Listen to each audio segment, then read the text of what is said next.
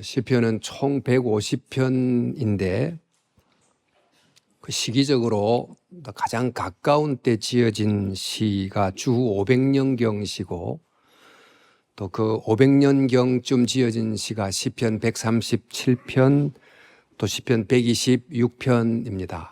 이런 내용이 기록되어 있습니다. 우리가 바벨론 여러 강변에 앉아서 시온을 기억하며 울었도다. 또 여호와께서 시온에 포로를 돌려보내실 때에 우리가 꿈꾸는 것 같았도다.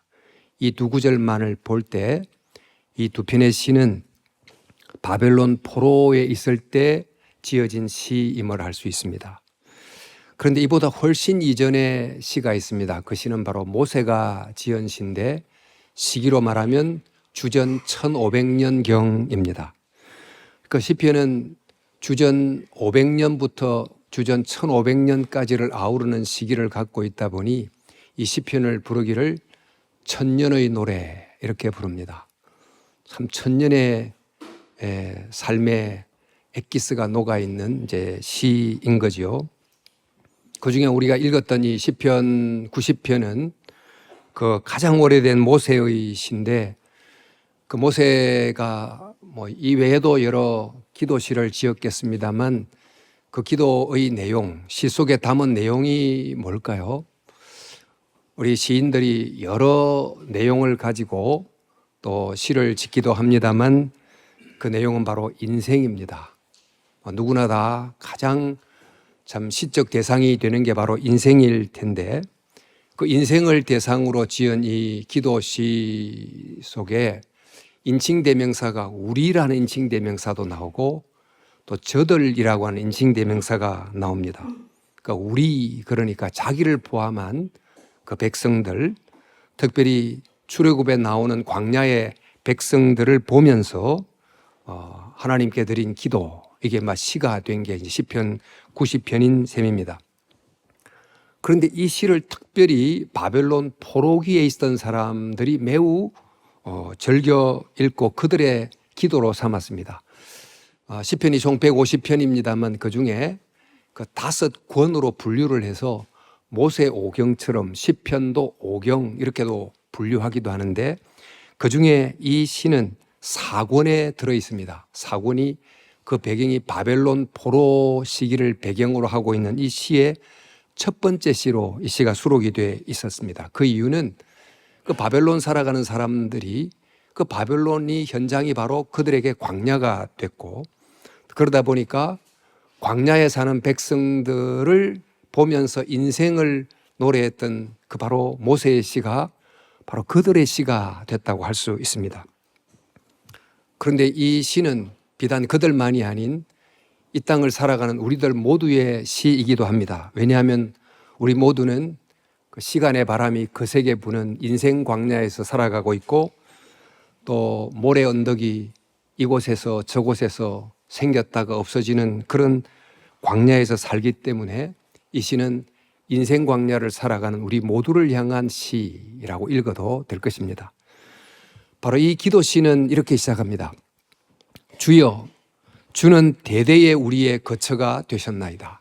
산이 생기기 전, 땅과 세계도 주께서 조성하시기 전, 곧 영원부터 영원까지 주는 하나님이십니다. 이 시가 주여 이렇게 혹격으로 시작하는데 이 주여라고 하는 성경의 표현은 그 아도나이라고 그래서 그 여호와라고 하는 신명을 직접 부르는 대신에 그 주님 이렇게 이제 부른 것입니다. 그러니까 사실 여호와여 이렇게 부른다고 할 수 있고요. 그 다음에 나오는 주여라고 하는 것은 당신을 존대하는 말입니다. 영어는 you입니다. you. 여호와여 당신께서는 이런 말이에요. 대대에 우리의 거처가 되셨다.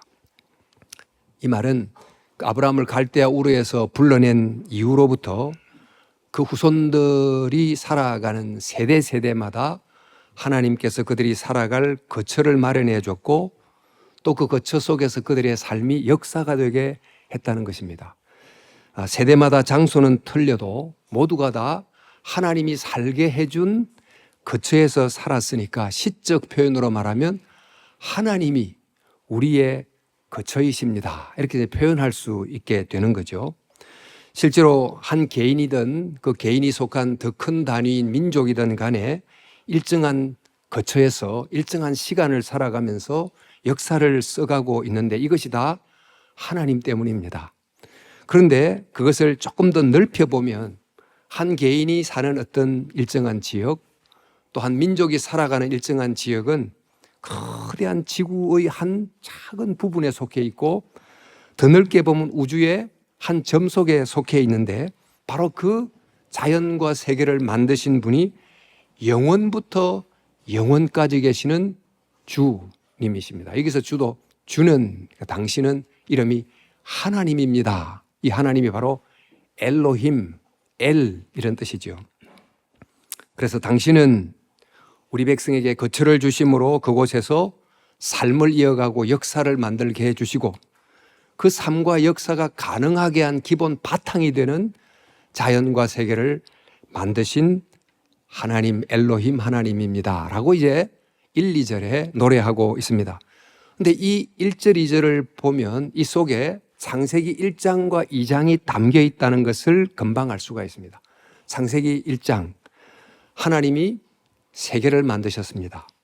그 엘로힘 하나님, 하나님이 세계를 만드시고 2장에 가면 에덴 동산이라는 그 많은 넓은 지구 속에 작은 땅을 아담과 이브가 살 수 있는 거처로 주시고 그곳에서 살아감으로 그들의 역사를 써가게 해주신 여호와 하나님을 보여주지 않습니까? 그러니까 엘로힘 하나님, 여호와 하나님, 이 한 분 하나님이 이제 창세기 1, 2장에 보이는데 그 내용이 이제 1절, 2절 속에 이렇게 담겨 있습니다. 우리가 어디에 살든지 주어진 땅에서 개인의 역사를 또 민족의 역사를 쓰며 살고 있고 또 크게 보면 거대한 자연 속의 한 일부로 살고 있다 보니 이것을 좀 시적 표현으로 말하자면 사도 바울이 헬라인에게 전도할 때 인용했던 19절이기도 한데 우리는 하나님 안에서 살고 움직이고 존재하고 있습니다. 이렇게 말할 수 있습니다. 그래서 1절, 2절 속에서 모세는 인생은 뭐라고 해도 아무리 자기가 높고 잘났고 뭐라고 해도 다 하나님 안에 존재하는 거다. 결국 하나님이 주신 거처에서 그 자신의 역사를 써가는 것이고 결국 우리 모두는 다 하나님의 손 안에서 존재한다라고 하는 이야기를 하고 있습니다. 근데 1, 2절 이렇게 이야기를 한 다음에 갑자기 3절에 가면서 그 흐름의 톤이 급격하게 변화가 일어납니다. 3절에 말하기를 주께서 사람을 티끌로 돌아가게 하시고 말씀하시기를 너희 인생들은 돌아가라 하셨사오니 그랬어요. 그러니까 사람을 티끌로 흙으로 돌아가라 하셨다 하는 이 구절을 읽으면 그래 사람은 흙으로 만들어져서 흙으로 돌아가는 게 자연 이치지 그 하나님이 그런 자연 이치를 말씀하셨구나 이렇게 쑥 하고 넘어가기 쉽지만 여기서 인용된 그 티끌이라고 하는 단어를 좀 자세히 살펴볼 필요가 있는데요. 여기서 말한 티끌은 우리가 어떤 도자기를 만들 때 아주 고운 흙가루를 이겨가지고 도자기를 만듭니다. 이때 이 도자기를 만드는 원재료로서의 카는 흙가루는 원어로 아파르라고 부릅니다. 그 도자기를 만드는 원재료의 흙가루가 있는가 하면 그 고급 도자기를 만든 다음에 그것이 부서져 가지고 조각조각 나가지고 산산조각이 난 그래서 파괴된 흙가루가 될 수 있잖아요. 그 파괴된 흙가루를 부를 때 그것을 다카라고 하는데 지금 오늘 본문에서는 바로 그 다카라는 뜻이에요. 사람이 그 파괴된 잔해의 흙먼지로 돌아가게 하셨다라고 하는 것입니다. 사람을 하나님이 흙이라는 재료로 만들었지만 그 이유가 잠시 보다가 도자기로 만든 다음에 확 깨뜨리기 위해서 만든 게 아니고 두고두고 볼 국보급 청자 백자를 만들려고 만들었는데 즉 하나님의 형상으로 만들었는데 왜 인간이 얼마 있지 않아서 부서진 흙가루처럼 돌아가는 운명이 돼버렸다는 말입니까? 대체 왜 이런 일이 일어났고 무슨 이유 때문에 무슨 일 때문에 이런 변화가 일어나게 된 건가? 사람이 땅에서 사는 것은 동물이 사는 것이나 식물이 사는 것과 다릅니다. 사람은 인간으로 이 땅에 살 때 마치 무엇과 같은가 하면 이 대한민국 땅에 여러 동물들도 살고 식물들도 살지만 이 한 인간으로 산다는 것은 그 대한민국 주권 아래서 세금의 의무, 병력의 의무 등등을 이행할 때만 대한민국 땅에서 살아갈 수가 있습니다. 만약 우리가 그 대한민국 주권을 거부하면 우리는 대한민국 땅에서 살아갈 수가 없게 됩니다.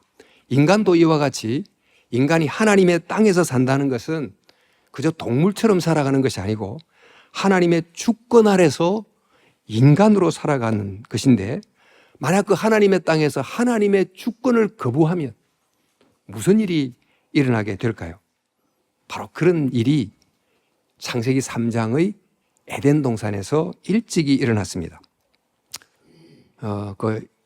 우리 인간의 원조는 하나님의 땅에서 하나님의 주권을 거부하는, 즉 내가 하나님의 은혜로 산다는 것을 부인하고 또 이 땅의 주인은 하나님이라는 것도 부인하고 나는 내 힘으로 살고 내가 내 인생의 주라고 선언하는 이른바 주권 거부의 일이 일어나게 됩니다. 그를 통해서 하나님과의 관계를 끊고 살아가기 시작했는데 그게 바로 창세기 3장의 이야기죠.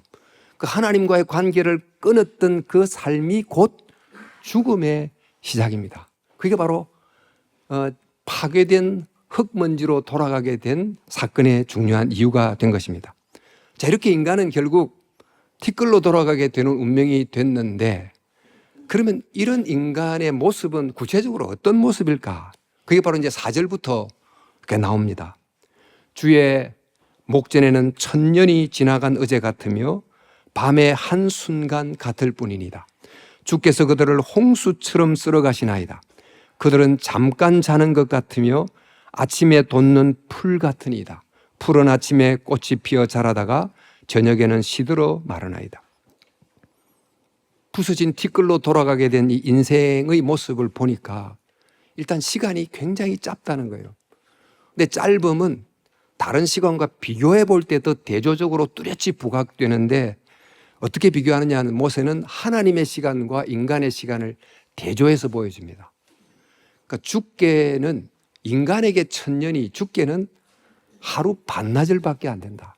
아니, 밤에 한순간밖에 안 된다는 것입니다. 우리는 지금 24시간으로 탁탁 나누어서 이렇게 시간을 또 계산하고 있지만 그 고대 사회는 밤을 세 경으로 나누어서 표현했어요. 6시부터 10시, 10시부터 2시, 새벽 2시에서 6시 이렇게 세 경으로 나누었는데, 이 밤의 한순간은 그 중에 한 경에 해당되는, 우리 같으면 4시간 정도밖에 안 된다라고 표현한 것입니다. 게다가 이 짧음을 세 가지 이미지를 통해서 더 이제 강화시켜 주기를, 이 짧은 시간이 얼마나 짧은지 홍수가 나면 순식간에 다 쓸어가듯이 그렇게 일시간에 끝나버린다. 또 잠깐 잠자는 것 같다. 잠자고 깨어나면 꿈속에서 무슨 일을 다 해도 순식간에 다 물어 돌아가듯이, 또 아침에 핀 풀꽃이 저녁에 사라지는 것과 같다는 이 세 가지 이미지를 통해서 인간의 시간이 얼마나 짧은지를 이제 설명해 줍니다. 저렇게 인간의 시간이 짧은데, 이 짧은 이 시간을 사는 인간의 그 시간의 내용이 도대체 뭘까? 그 시간은 어떤 내용으로 채워져 있을까? 바로 7절부터 9절에 이제 말하기를, 우리는 주의 노에 소멸되며 주의 분내심에 놀라나이다. 주께서 우리 죄악을 주의 앞에 놓으시며 우리의 은밀한 죄를 주의 얼굴빛 가운데 두셨사오니 우리의 모든 날이 주의 분노 가운데 지나가며 평생이 순식간에 다했다. 이 짧은 시간 속에 일어난 일들을 자세히 보니까 나름 열심히 산다고 하는데, 그러니까 죄를 짓고 살고 하나님의 뜻을 어기며 살고 주님을 의지하지 않고 살고 이렇게 살아가는, 그분 앞에 죄를 하나도 숨길 수 없는, 그래서 그 결과는 그 하나님의 심판이라는 그림자 아래서 존재하는 그런 삶을 우리가 살고 있다고 하는 것입니다. 그래서 인간이 살아가는 삶을 이 시인은 딱 두 면으로 요약하기를 하나는, 인생의 시간은 짧다. 그 짧음 속에 된 내용이 바로 죄와 심판 아래 있음, 이렇게 이제 말하고는 그 내용을 딱 한 줄로 다시 한 번 더 정리해 주는 내용이 우리가 종종 암송하기도 하는 10절 9절입니다. 10절 이렇게 되어 있는데요. 한번 같이 한번 읽어보시면, 우리의 연수가 70이요 강건하면 80이라도 그 연수의 자랑은 수고와 슬픔뿐이요 신속하니 우리가 날아간. 요즘 같으면 80, 90 이렇게 좀 10년을 더 애도해야 될지도 모르겠습니다만, 어쨌든 우리가 70 강건하면 80을 사는 그 인생이 그리 길지 않다. 근데 그 시간을 채우는 내용을 보니까 자랑할 만한 것이라고 내세우는 것도 보니까 결국 수고와 슬픔에 불과한 것 같더라. 사실 너무 단적으로 말한 것 같다 싶지만, 우리도 만약 시간 어느 정도 지난 다음에 인생을 되돌아보면서 인생이 무엇과 같습니까? 라고 딱 두 이미지로 말해보세요 한다고 하면 아마 인생은 참 짧다, 순식간이다, 이 첫 번째 공통 고백이 될 거고, 그 나름 열심히 살았는데 보니까 참 수고와 슬픔이 많았다, 이런 고백을 공통적으로 하지 않을까 싶습니다. 그런데 이 모세가 말한 이 고백은 그저 사색에서 나온 게 아니에요. 우리도 이런 고백을 인생을 산 경험에서 이렇게 쏟아내듯이 모세가 그 자신의 구체적 경험 속에서 이 구절을 말하는데, 애굽에서 백성들을 이끌어낸 다음에 그 백성들 한 사람 한 사람이 계속 흙먼지로 돌아가는 참혹한 현실을 보면서, 그 광야에서 흙먼지 날리는 광야에서 한 사람 두 사람 흙먼지로 돌아가는 그 인생을 보면서 인생은 짧다, 인생을 채우는 내용이 수고와 슬픔이다, 이렇게 이제 경험적 사실을 이야기를 한 것입니다. 또 이것은 또한 그 바벨론 포로 가운데 있었던 이들의 생생한 경험이기도 했습니다. 바벨론의 포로에 있었던 그 자체가 아주 수고와 힘든 것이고, 그 속에 살면서 많은 사람들이 그 땅에서 흙먼지로 돌아가는 이런 것을 보는 거지요. 자, 이런 경험이 그들만의 경험이 아닌 우리 모두의 보편적 경험인데, 이런 경험의 인생을 산다면 우리는 무슨 기도를 드려야 될까? 무슨 마음을 가져야 될까? 어떤 지혜를 가져야 될까? 이런 생각을 하지 않겠습니까? 그래서 이제 이 모세의 이 기도는 그 인생의 모습을 이렇게 설명한 다음에, 그래서 하나님께 이제 어떻게 할 것인지를 놓고 기도하는 내용이 11절 12절에 나옵니다. 누가 주의 노여움의 능력을 알며 누가 진노의 두려움을 알리까? 우리에게 우리 날 계수함을 가르치사 지혜로운 마음을 얻게 하소서. 여기에 알며 알리까, 제가 그냥 노란 글씨표로 강조를 했습니다만, 이 동사가 두 개인데 사실은 원은 하나입니다. 그 하나의 동사에 목적어 두 개를 이제 쓰고 있어요. 주의 노여움의 능력, 진노의 두려움을 누가 알 수 있습니까? 근데 이 안다는 것이 우리 히브리에는 경험적으로 안다, 그걸 야다라고 그래서 정말 깊은 체험을 통해서 너무너무 생생하게 안다, 그런 뜻이거든요. 그러니까 우리가 지금 살아가는데 이 살아가는 삶이 오늘도 눈 떠서 일어났고 내일도 그러리라고 생각하고 그냥 편안한 마음으로 살지만, 그러나 우리의 삶이 언제 끝날지 모르고 또 죽음 후에 심판이 있다는 것을 제대로 알고 사는 사람이 누가 있을까? 우리 위에 드리운 이 정말 죄로 인한 심판의 무거운 그림자를, 실상을 제대로 알고 사는 사람이 누가 있을까? 대부분 그걸 잘 모르다 보니까 뭐 내일도 있었겠지, 그냥 편한 마음으로 살아가지만, 하나님, 인생에 살아가는 시간이 어떤 것인지를 제대로 좀 알게 해달라는 기도를 담고 있어요. 그리고는 이제 말하기를 우리 날 계수함을 가르치사, 이렇게 되어 있는데, 이건 우리가 보니까 teaching, 가르쳐 주세요, 이렇게 이제 번역이 되지만, 이것도 원어가 알미하고 똑같은 단어예요. 야다라고 그래서 경험적으로, 체험적으로 깊이 알게 해 달라 하는 거죠. 그러니까 이 우리의 날 계수함을 가르치사 지금 여기에 뭐 4학년, 5학년, 6학년, 7학년의 시간을 살고 계신데 내가 대충 얼마 남았는지를 계수하는 것은 누가 안 가르쳐도 유치원생도 다 계산할 수 있습니다.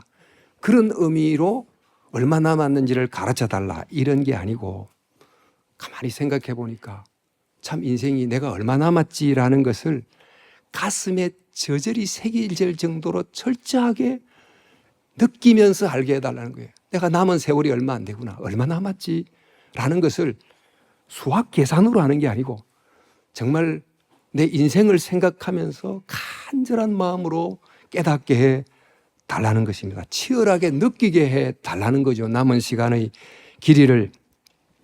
그런데 그 남은 시간을 계수한다 할지라도 대략 사람은 뭐 80세다. 그러면 나는 몇 년 남았다라고 계산한다고 계산대로 됩니까? 사람마다 변수가 너무 많기 때문에 내일이 그날일 수도 있고 한 달 후가 그날일 수도 있고 아무도 모르는 삶을 우리가 살아가고 있는, 즉 인생의 짧음과 불예측성, 그 속에 우리가 살아가고 있다 보니 주위에서 수많은 사람들이 흙먼지로 돌아가는 걸 보면서 나와 무관하다고 생각하지 말고 이게 바로 내일이다 라고 생각하면서 알도록, 경험적으로 치열하게 알도록 해달라는 거예요. 이렇게 인간의 시간과 삶을 그 여러 경험을 통해서, 타인의 경험을 통해서 알면서 구하기를, 그러면 이런 시간을 살고 있는 우리에게 하나님 지혜를 주소서라고 이제 지혜를 구하는데, 그 지혜가 어떤 것인지 그 지혜가 바로 13절부터 나옵니다. 여호와여 돌아오소서. 언제까지니까 주의 종들을 불쌍히 여겨 주소서. 저는 이 구절을 보면서 시간을 살아가는 첫 번째 지혜가 바로 방향이다 라고 말씀드리고 싶어요. 여호와여 돌아오소서, 이 기도를 왜 합니까? 여호와가 그들을 떠나 있기 때문입니다. 또 왜 여호와가 떠나 있습니까? 하나님이 잘 살고 있는 우리를 이유도 없이 떠나 있겠습니까? 우리가 하나님을 떠나 있기 때문에 하나님이 우리를 떠나 있는 것 아닙니까? 그러면 여호와께서 어떻게 돌아오시죠? 우리가 여호와께로 돌아가야 여호와께서 돌아오는 것입니다. 마치 태양을 향하여 서 있으면 태양이 우리를 향하여 있지만 내가 태양을 등지고 걸어가면, 내가 걸어가면서 계속 태양을 등지고 있으면서 하나님 돌아오소서 이런다고 태양빛이 돌아옵니까? 그 태양빛이 돌아오는 길은 간단합니다. 그 자리에서 돌아서는 거예요. 돌아서기만 하면 이미 태양빛은 나를 향하여 돌아와 있습니다. 그러니까 내가 여호와께로 돌아가면 여호와께서 돌아와 있습니다. 그래서 이런 기도, 그래서 하나님 제가 여호와께 돌아가게 해 주소서.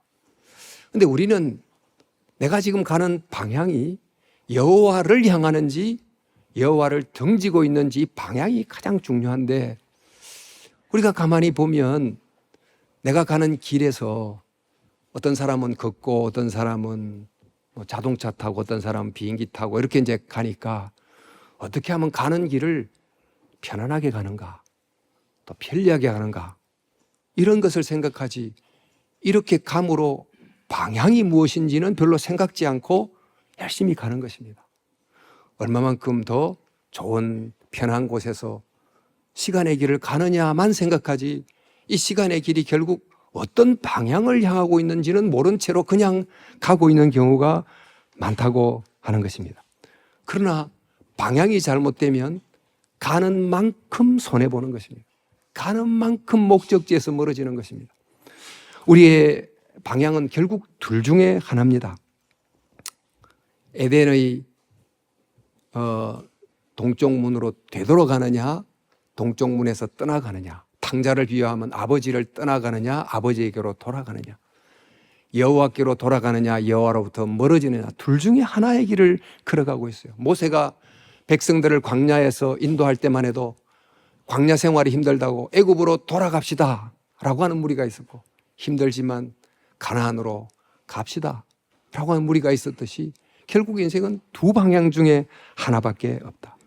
그러니까 아무리 뭐 성공하며 살았고 편하게 살았다 할지라도 그러나 둘 중에 하나의 방향을 향해 걷는데 참 자기를 잃어버리는 길, 참 자기를 찾는 길.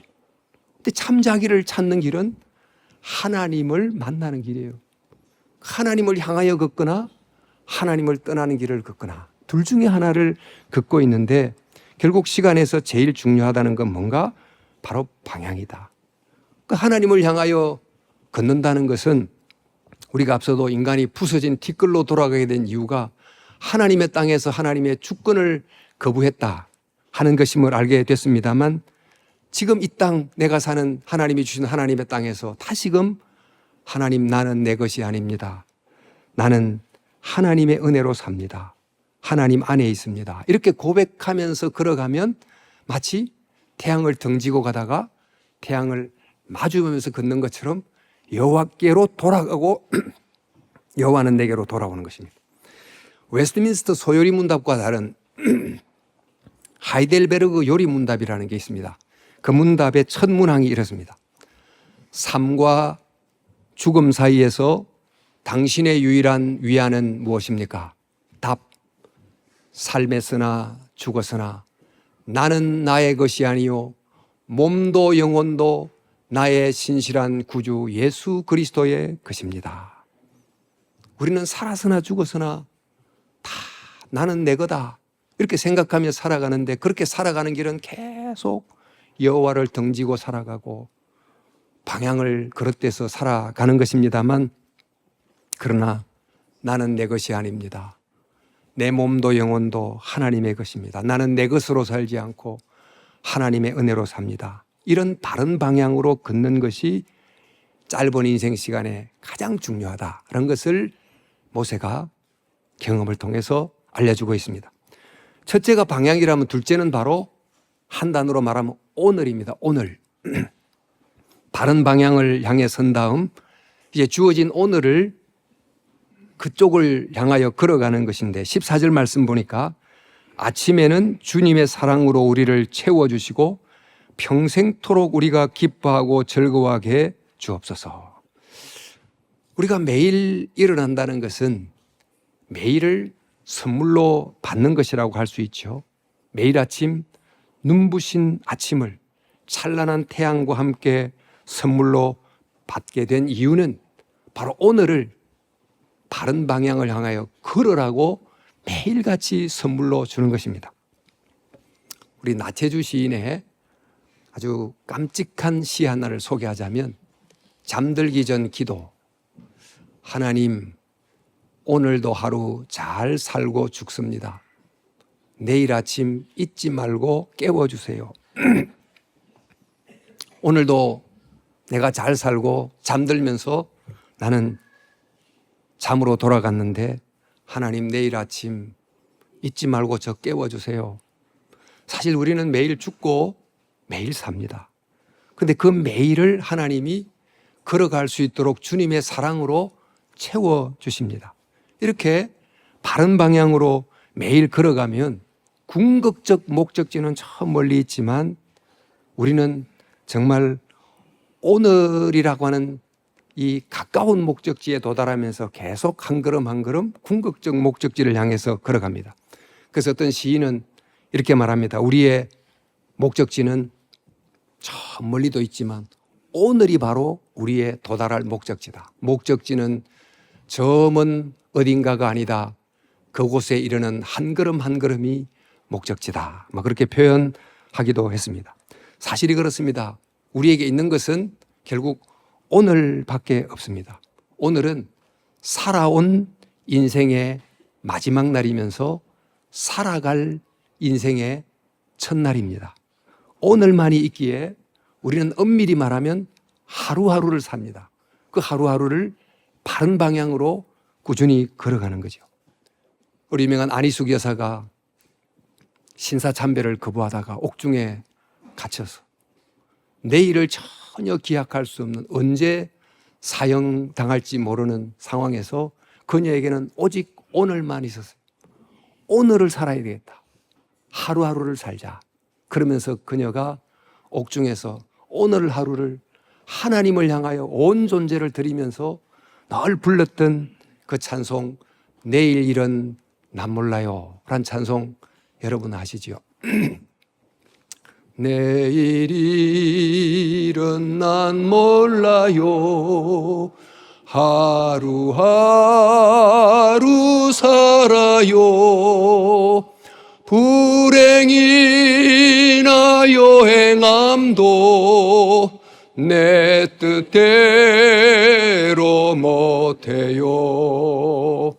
험한 이 길 가고 가도 끝은 없고 고네요. 주님 예수 팔레미사 내 손 잡아 주소서. 내일 일은 난 몰라요, 장래일도 몰라요. 아버지여 날 붙드사 평탄한 길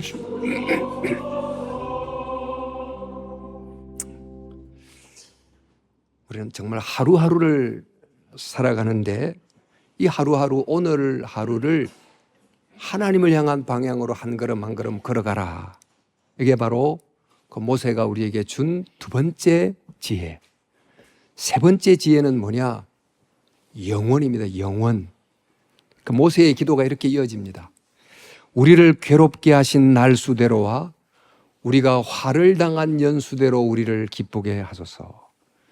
광야 세대들이 계속 40년 동안 죽어가는 걸 보면서 저 잃어버린 40년을 어떻게 보상받을 수 있을까?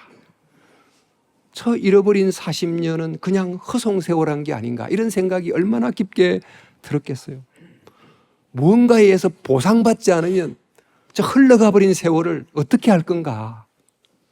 여러분, 우리도 시간이 지나고 나면 정말 시간이 그저 낭비됐다고 하는 후회의 마음이 얼마나 많이 듭니까? 후회가 참 많이 드는데 후회에 관한 우리 시 한 편을 좀 소개를 또 한 편 하면 정현종 씨의 이런 시입니다. 나는 가끔 후회한다. 그때 그 일이 노다지였을지도 모르는데, 그때 그 사건이, 그 물건이 노다지였을지도 모르는데 더 열심히 말을 걸고 더 열심히 귀 기울이고 더 열심히 사랑할 걸, 모든 순간이 다 꽃봉오리인 것을, 내 열심을 따라 피어날 꽃봉오리인 것을. 이 시인은 가끔 후회한다 그랬지만 사실 바꿔가 자주 후회한다, 늘 후회한다 이렇게 해야 될 것 같습니다.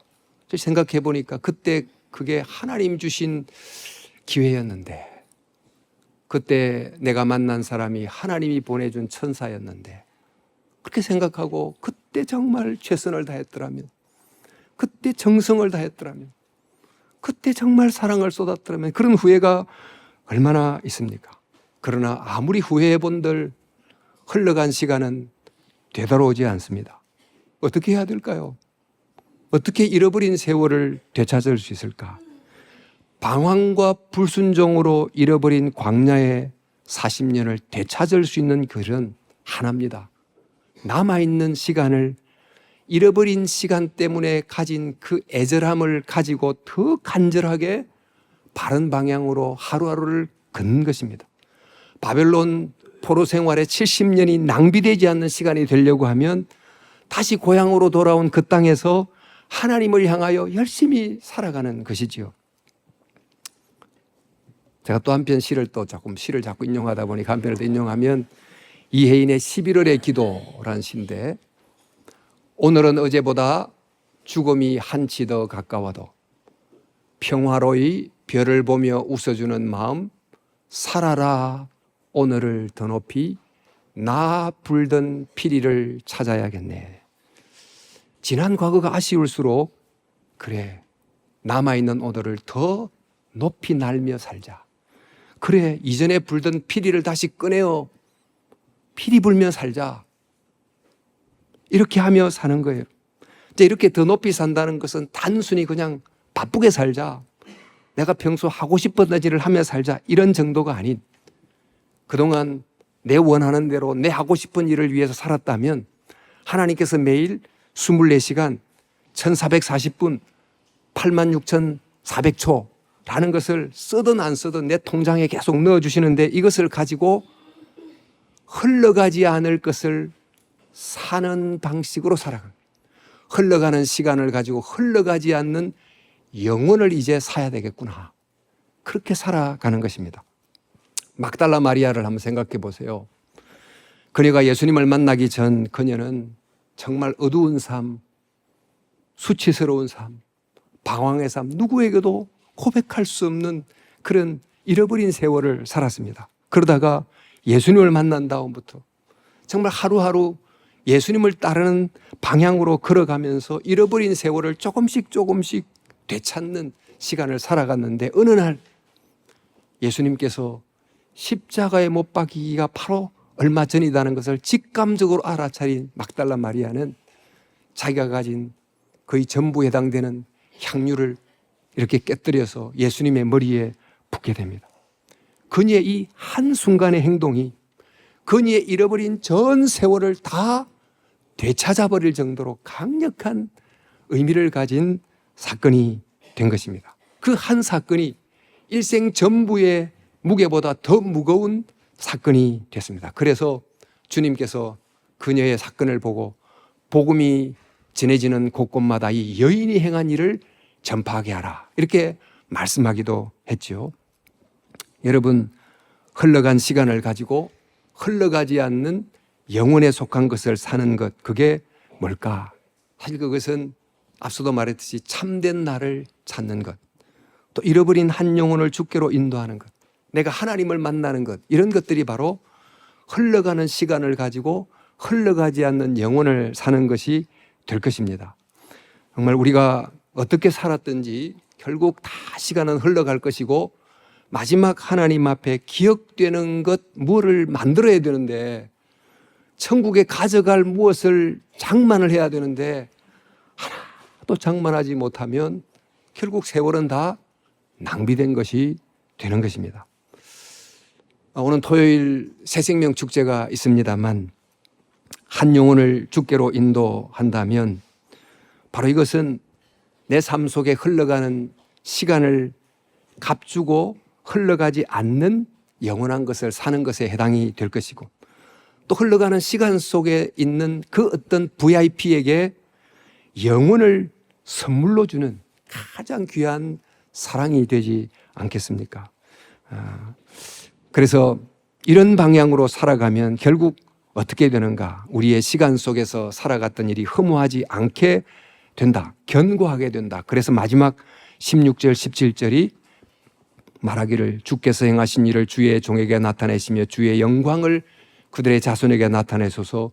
주 우리 하나님의 은총을 우리에게 내리사 우리의 손에 행한 일이 우리에게 견고하게 하소서, 흘러가지 않게 하소서, 이렇게 기도를 하는 것입니다. 말씀을 맺으면서 저는 이제 올림픽대로를 갈 때마다 그 한강이 얼마나 아름다운지를 많이 느낍니다만은, 한강물이 도도히 흘러가면서 그 위에 태양빛이 이렇게 비치면서 수평으로 흘러가는 강물 위에 수직으로 내리꽂히는 이 햇빛이 만나면서 반짝반짝반짝 빛나는 그 아름다운 빛, 이걸 윤설이라고 말하는데, 이것을 보면서 인생이 이와 같구나.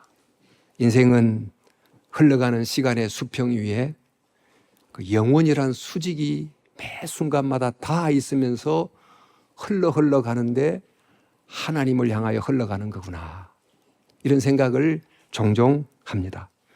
시간이 짧고 또 되돌이킬 수가 없습니다. 시간의 강물이 흘러가고 시간의 바람이 붑니다.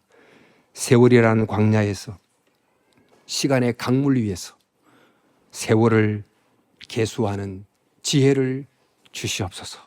모세가 가르쳐준 바처럼 하나님, 방향과 오늘과 영원, 이 세 가지 지혜를 붙들고 살아가므로 내가 살아가는 내 인생의 강물 위에 영혼의 빛이 번쩍이며 흘러가다 마침내 하나님에게 이르게 하소서. 이런 모세의 기도가 저와 여러분들의 기도가 될 수 있기를 바랍니다.